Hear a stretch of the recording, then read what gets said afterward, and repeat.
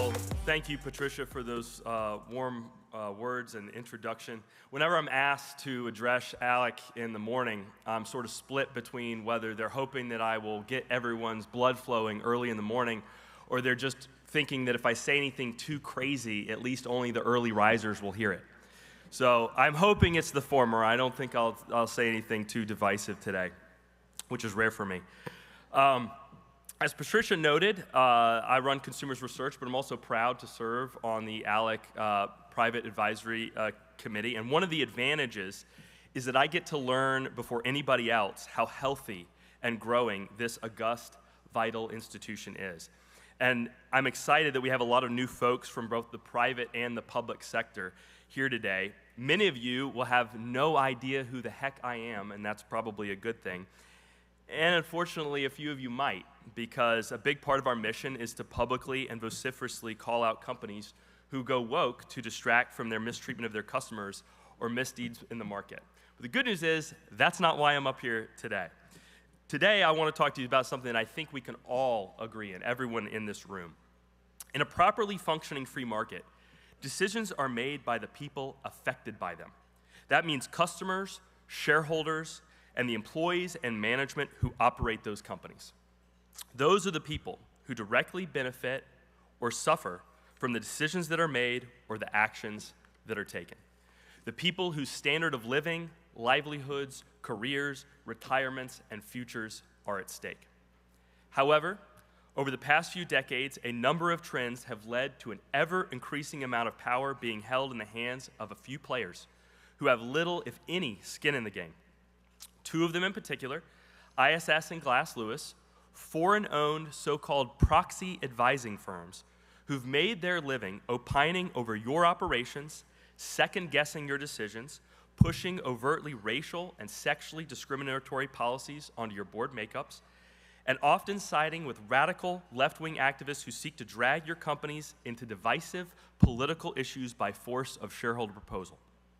And that's before I even get into the inherent conflict with the interests of their consulting divisions.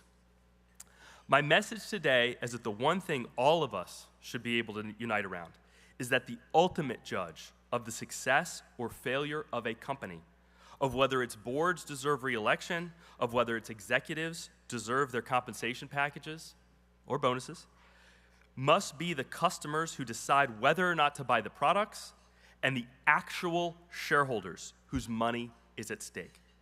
Not some bureaucrats in Ontario or Berlin, not some wayward woke asset managers issuing diktats from their ivory tower penthouses, not the fakes and the finks and the freeloaders who make their bones giving bad advice based on spurious logic and a lack of financial analysis, which ISS and Glass Lewis just admitted to in a legal filing here in the state of Texas.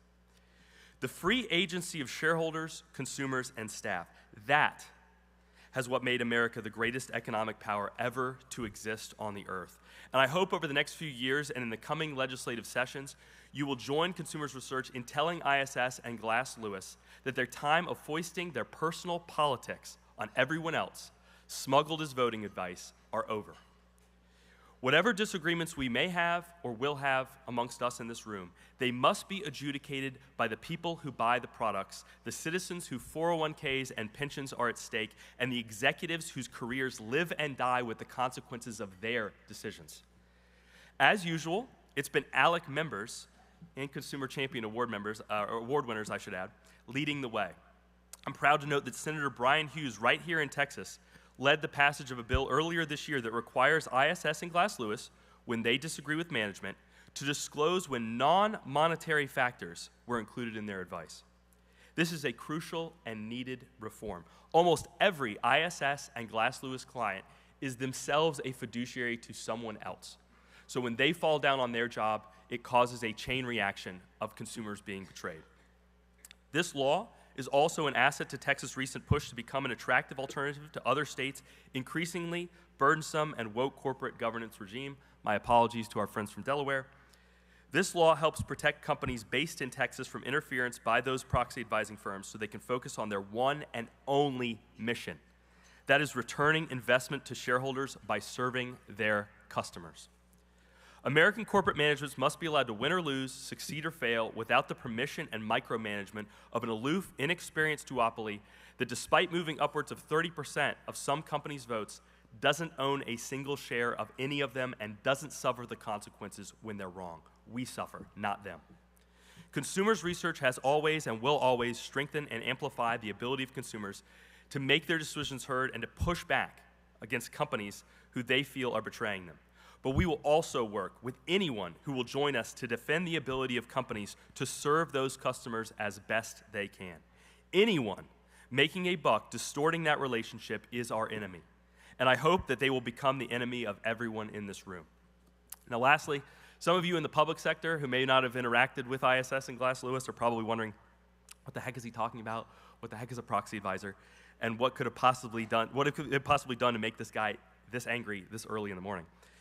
If that's the case, then I really appreciate the opportunity that ALEC provides for us to brief you on this important issue. So please catch me either today or tomorrow. And thanks again to ALEC for bringing us all together so we can work together on these important issues.